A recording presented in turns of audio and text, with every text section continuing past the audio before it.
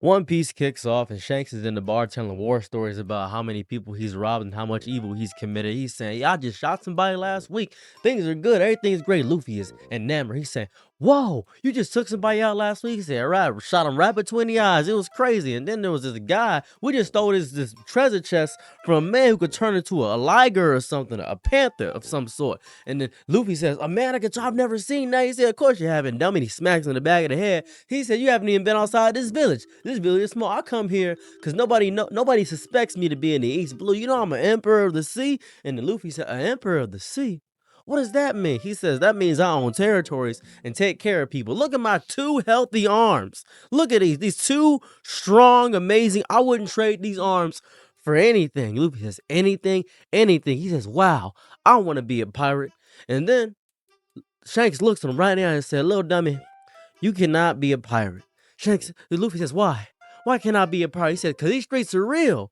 When I was a child, I was out here fighting against a man that could cause earthquakes with a little boy who had a clown nose. A clown nose.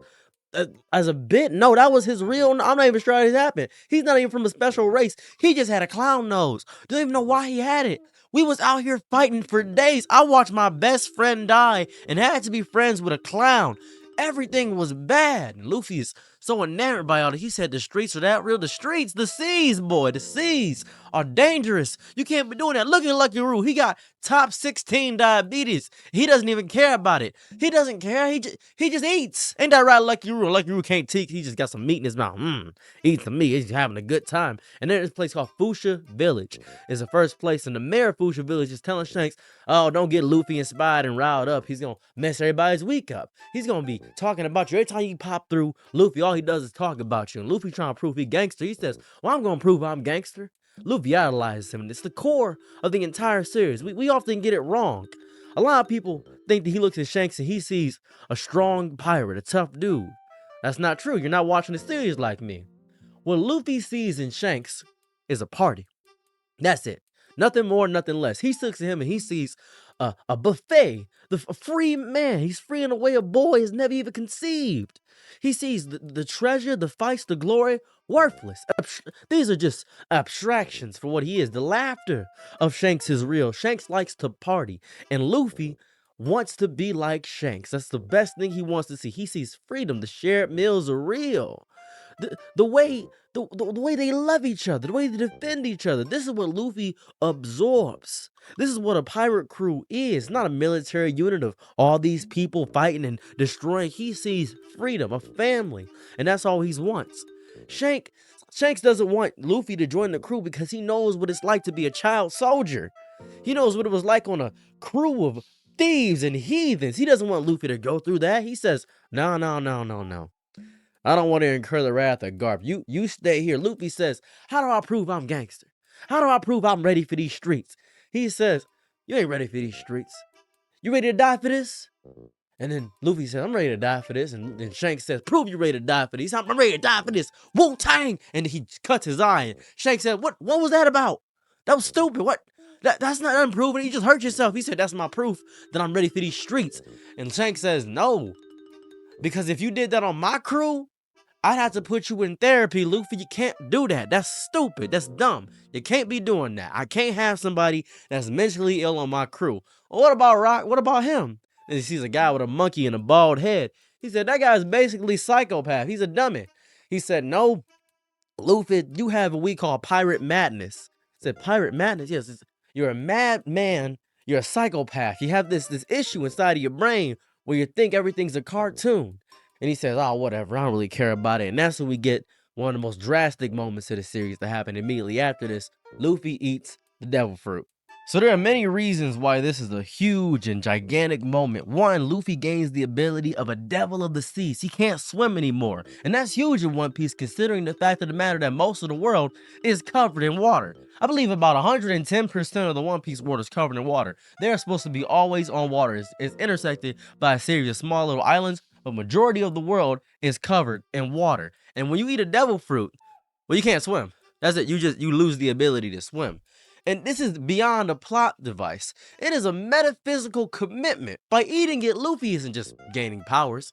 He is violently, irrevocably severing his connection to the sea, to safety.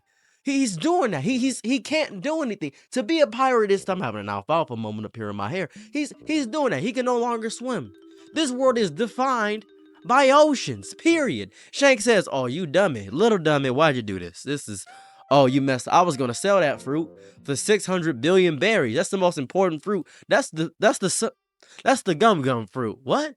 The gum fruit? Yeah, you turn the rubber, boy. Look at that. Look at." And he says, "Trojan man," and his arm extends, and he says, "Oh no, I'm made of rubber." By goodness, he says, "You made of rubber. You screwed yourself over, and people screw with rubber, so you just basically double screwed. This is ridiculous. You're dumb." He says, "What? I'm gonna make my punch as strong as a pistol." And Luffy and Shanks says, "Whatever, man. You messed up my bag." And immediately after this fruit eating, we get encountered by a different kind of pirate. See, we've been experiencing one type of gangster, a free loose gangster. He been to prison a few times, but he runs the prisons. He runs the streets. He cool with it. Then we get Higuma the bandit. Higuma the bandit pops up. He says, "I got a bounty of 8 million. Shanks says, "That's cool. You know, I got a pretty big bounty myself." And Higuma said, "I don't care about your bounty, stupid. You got red hair. You go to shop at Hot Topic. I don't care about you." So Higuma's walking around. He's saying, "Man, ain't no beer here anymore. Why ain't no beer?" And so Shanks says, "I can share some beer with you, man. We having a party. We gonna have a good day." No, Higuma is cheap. He's brutish. He believes strength is the ability to humiliate, to dominate, and to instill fear. So he smashes a bottle over Shanks' head. Pow! He thinks he's won. Shanks' laughter is saying, "Oh, that's cool. Whatever, man. It's fine. I know what's going on. I'm being challenged by an insect. I don't really care what's going on." And Higuma says, "Remember that, little dude." And then Higuma leaves the bar. Luffy says, "Well, I thought you was sweet. Oh, I didn't realize you was a baby." He said, "There are some fights where you don't have to have." And Luffy says, "Shut up, stupid. I don't want to see you anymore. You weak. You suck." And so Luffy storms out the bar, and Shanks says, "That's why he can't be a pirate. He's trying to fight everybody. You can't be doing that. You gotta have the foresight of a king to know what not to do." So that's what happens there. So Luffy encounters what a pirates actually do. Luffy gets kidnapped, and then he says, Higuma says, "Oh, what you gonna do, Shanks? You ain't gonna do nothing about me kidnapped. I'll just take your little boy. What's happening? I'm about to turn him into Michael Jackson." Shanks perks up. Michael Jackson. And then what happens is Higuma's crew, they put a gun to Shanks' head, and they says, "Do something, little dude." He said, "If you're gonna point a gun in my head, you might as well." And then Lucky Roo shoots him in the head and says, "Use it." Boom, and he falls to the ground. And everybody freaks out. "Oh my goodness. That was a hockey infused bullet." We don't know what hockey is, but it was hockey infused. That bullet probably wouldn't even work against Shanks. That was crazy. The laughing drunk vanishes. And in its place, we get this swift, silent, and lethal real pirate. Because you gotta know when to play around. It's time to play and time to get serious. And then Luffy and Higuma, they get absorbed by a Sea King. Big Sea King pops up. And Sea King is Yonko level at this point. And then he ends up, boom, about to eat Luffy. And Luffy said, "I can't swim. Why can't I swim? I was a world class. I was Michael Phelps before." "Oh my God, I ate the fruit. The fruit make me sink in water." And then Shanks swims out there. He says, "My 2 healthy arms will make it through. Don't worry, as long as I have 2 strong, healthy." And then the Sea King bites his arm. He said, "Oh, oh, oh, my arm."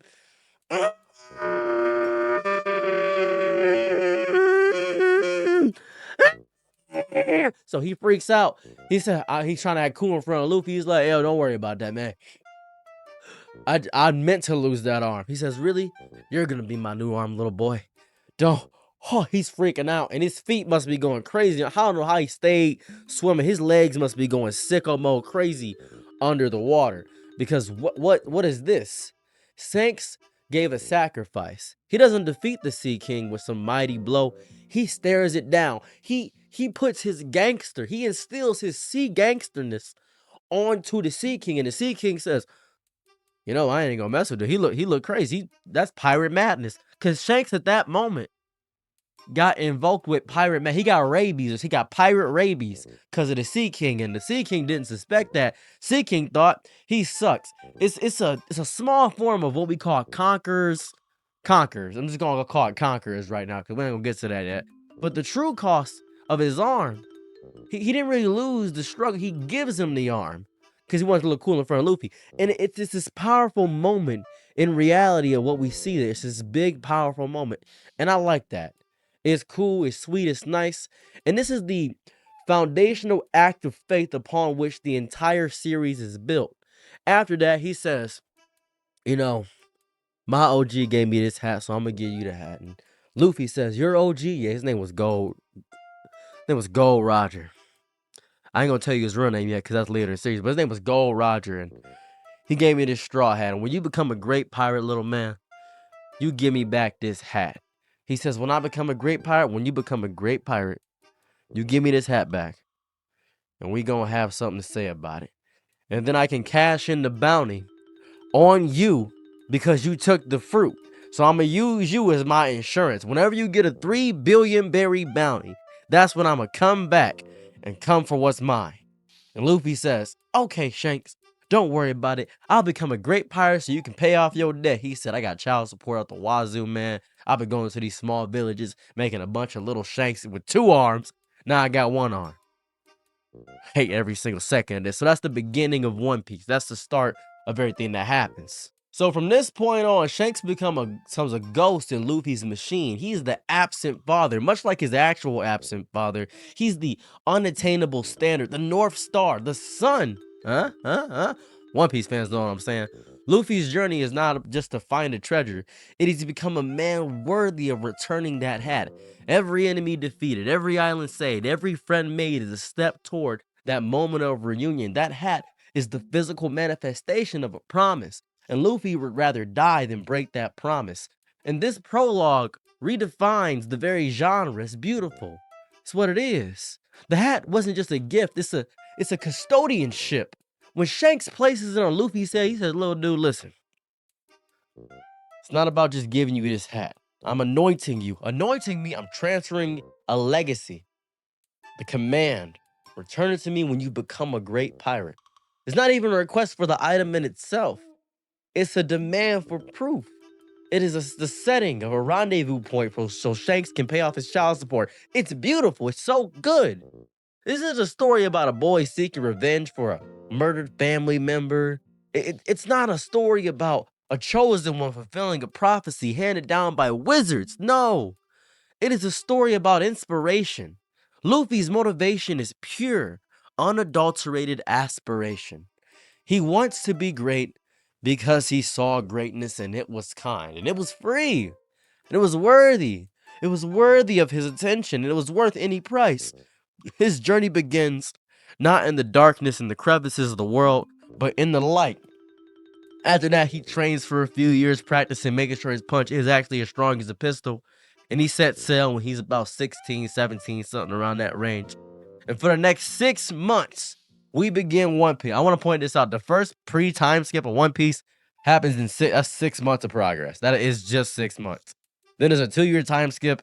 I think the post-time skip takes place. Man, I think that's... Maybe it can't be more than 5 months that Luffy has been doing all this ignorant stuff. So, the ship sails away. The boy stands on the dock, his small hand clutching the brim of the hat that is too big for him, tears streaming down his face. But those aren't tears of sadness. They're tears of ignition. The fuse has been lit. The quiet village is deeply behind him. The vast waiting sea is in his grasp. That's the beginning part. So now I'm going to talk about Alvida. I suppose I should probably talk about what the inspiration for the series is, because we got to begin at the end. The true beginning of this story is basically an ending. It's Gold D. Roger, or Gold Roger, is what they called him. That's what the propaganda says. They don't want to get his real name. They called him J Smoke, but it's J Folks. That's what we call him in the streets. That's what it is. The scaffold at Logtown isn't a piece of execution. It's an altar to piracy. It's an altar. And the sacrifice laid upon it isn't just a man, it's a sea. Gold D. Rogers' death. They say death completes a man. They say death makes you feel invoked inside the spirit. But Gold D. Rogers' death was something powerful. It is the single most effective piece of propaganda for freedom ever conceived. The world government said, all right, so we kill Roger, we get town, make sure that nobody knows who he is. We good, we straight, we good. We made it out the hood. All right, now everybody move to the back of the bus. We going crazy. We gonna strike fear into the pirates' hearts, and we gonna do this. And Gold Roger, he wasn't even gonna say nothing. He was just Man, these shackles hurt. You guys want to loosen these? No, no, you're about to die. I was just asking, I can be comfortable during my death. And they said, that'd be impossible, sir. By the way, I respect you. The Marine, the cops was saying we respect you and stuff. He said, I don't care about you, op. I don't like bacon. Get off me. I don't care about you anyways. Ain't gonna loosen these restraints. I just say I came in willingly. This is ridiculous. I said I thought I was gonna get 10 to 15. You just took me right to lethal injection. This is ridiculous. I don't even like this. And they said, we gotta make an example out of you. An example? All right. Well, I guess I'm about to die. So Gold Roger was content with dying. He was ready. He was looking at the sun and the sky. He said, man, I really just got this unexplainable disease. Thank God I'm leaving my son like every good pirate does. And then it was supposed to be a graphic demonstration of their ultimate power. Instead, what happened? It became a baptism by fire for an entire generation. Roger didn't plead or justify. He invited his death. He takes the state's ultimate instrument of control, the public execution. You know what he turned it into? A global recruiting office. Somebody popped up and said, "Hey, where's your treasure at, man?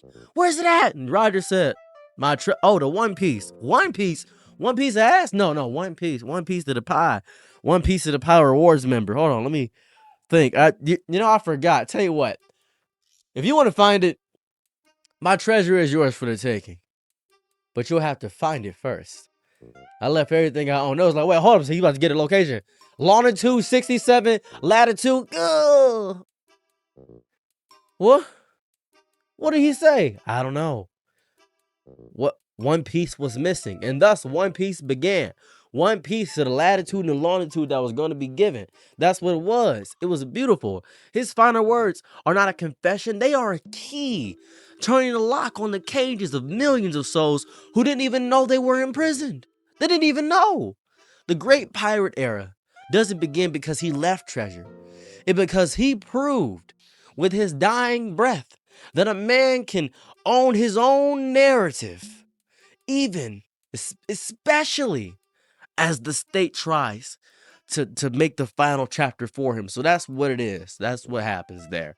Then we get Luffy in a barrel. We see two pirates doing survey troop stuff and looking over the sea and see, oh my good, that barrel may have some treasure or whiskey. Yeah, you alcoholic, and that's Steven. Steven is the alcoholic. We don't talk about Steven. He's a complete drunk. He's thinking to himself, man, this barrel has some whiskey. It'd be so good because Alvida's so ugly. I don't like looking at her. So usually when a strong protagonist enters, we get a throne or a dramatic pose or something doing crazy. Nope, he's in a barrel, a piece of cargo. This, I think, is the most important visual joke in modern storytelling. It forces you to pay attention. The future king of the pirates, Monkey DeMarcus Luffy, the man who will shatter the world's foundations, arrives on the scene in a piece of freight bobbling passively in the water. And this is really dangerous for him because the man can't swim. I want to point this out. He is a psychopath. The man cannot swim. I think it's a perfect metaphor for the relationship he has with the world. He has no plan. He arrives as a catalyst. He's the ultimate unpredictable variable thrown into the carefully balanced equation of power. The barrel is his womb, and his emergence is a second birth, not into a family, no, but into his destiny. Is what it is. He's popping through. Everybody's saying, okay, well, what's in the barrel? He pops up and says, hey guys, I'm the main character. What? Boom, pops up and says, go, that's crazy. What's happening? What's going on?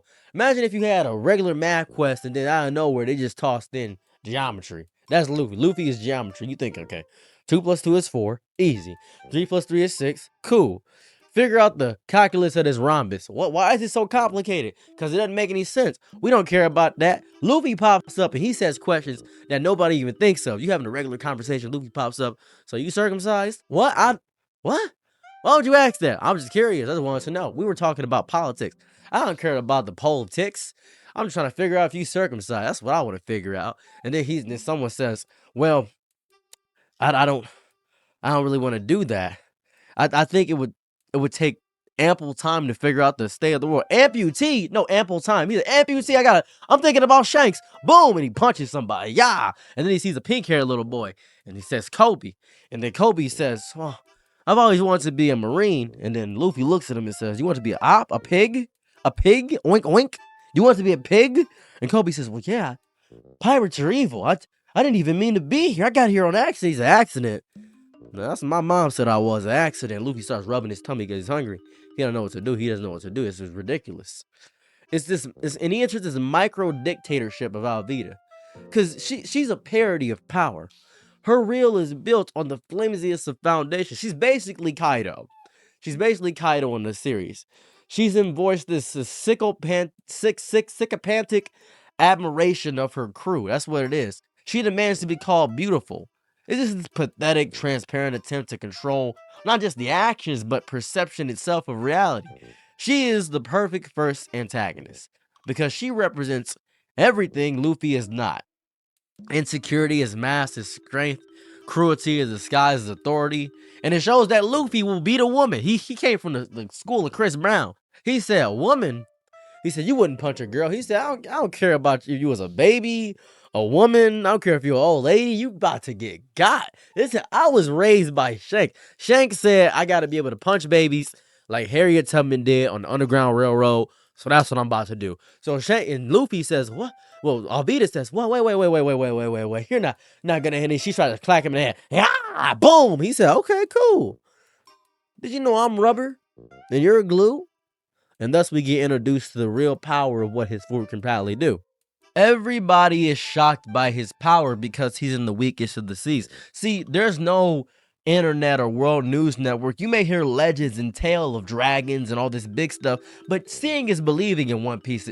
It's basically a Hebrew Israelite's dream. You can say the earth is flat, there's an ice wall. You can say you could be a Hotep in One Piece because nobody will believe you unless they see it. That's the reality of what's going on here. So people have to see to believe. When you tell somebody, well, I seen the guy some earthquakes. Yeah, all right, David, get back on the alcohol. You're crazy.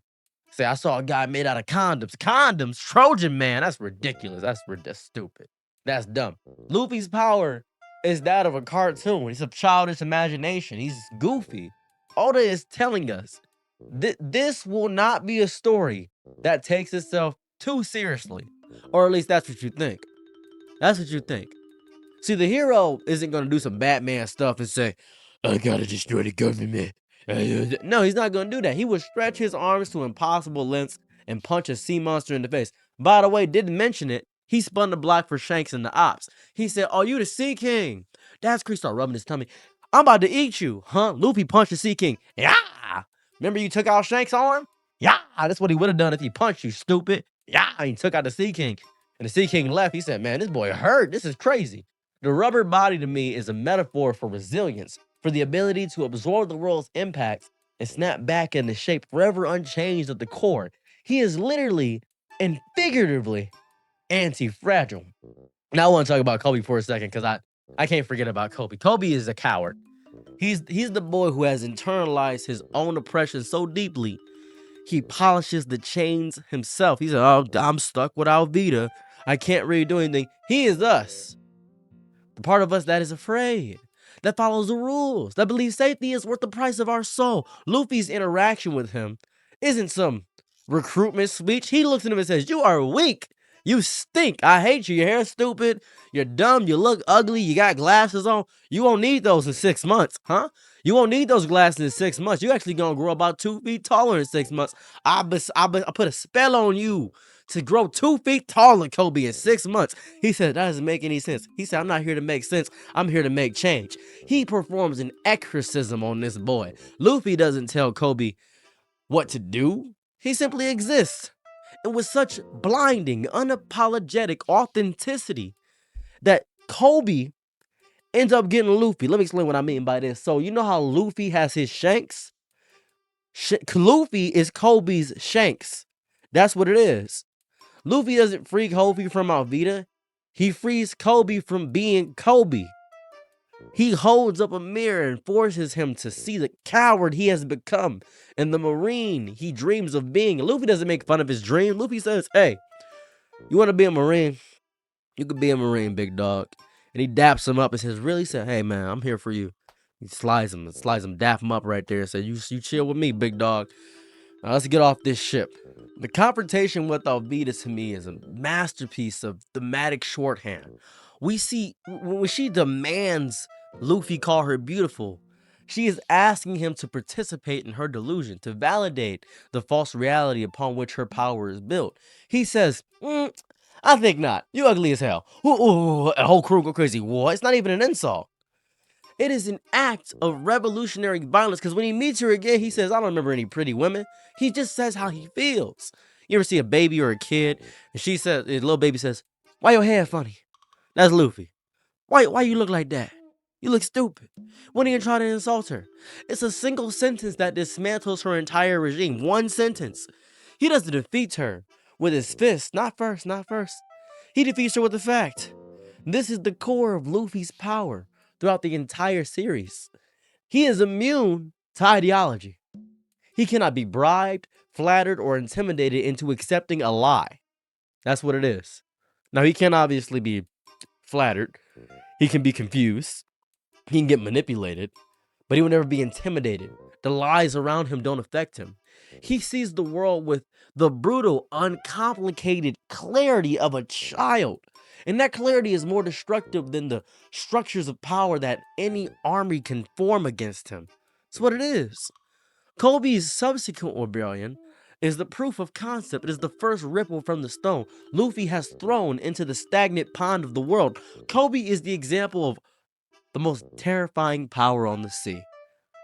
The power to make allies. And Kobe doesn't want to become a pirate. He finds the courage to pursue his own dream, which is the exact opposite of Luffy's.